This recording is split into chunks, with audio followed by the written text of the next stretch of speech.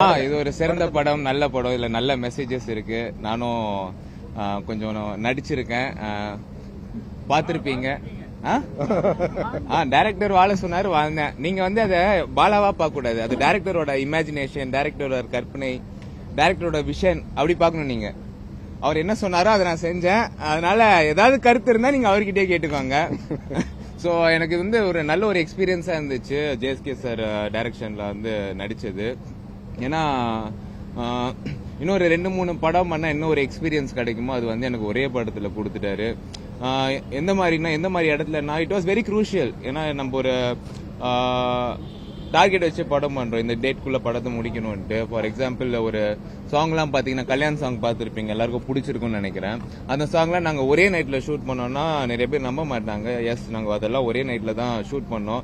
So அந்த மாதிரி shoot பண்ணும்போது அதுல வந்து ஒரு கொஞ்சம் ப்ரெஷர் இருக்கும். எங்கேயுமே நம்ம வந்து ஸ்டெப்பை மிஸ் பண்ணிடக்கூடாது, நம்மளால வந்து டேக் போயிடக்கூடாது அப்படின்ட்டு. ஃபார்ச்சுனேட்லி டேக்லாம் எதுவும் போகல. ஸோ ஒரே நைட்ல முடிச்சுட்டு வந்த சாங்க.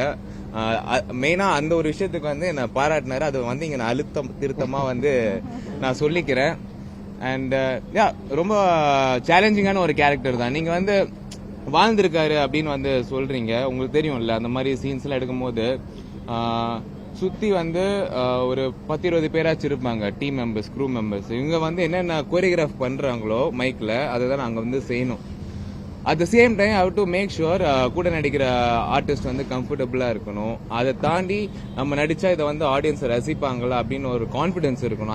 அதெல்லாம் பண்றதுக்கு வந்து ஒரு தைரியம் வேணும், ஒரு கான்பிடன்ஸ் வேணும். நம்ம மேல ஒரு கான்பிடன்ஸ் இருந்தா தான் அந்த சீன்ஸ் எல்லாம் வந்து தயங்காம பண்ண முடியும். நான் பண்ணியிருக்கேன்.